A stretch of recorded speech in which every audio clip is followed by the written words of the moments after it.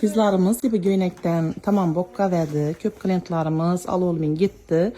Karası bilen bardoysunu abzor etverdim sizlere. Bu sapar taza svetinden hem koştuk. Yengilik. Pistaşka svetem geldi. Vapşi çıraylı göynekimiz 38'den 54'e bir malal bola veredi.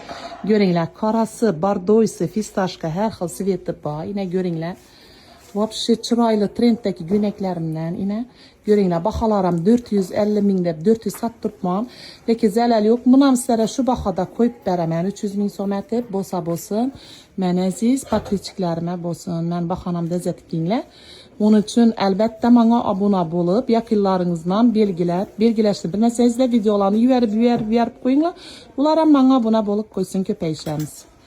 Görünler, hoş ay.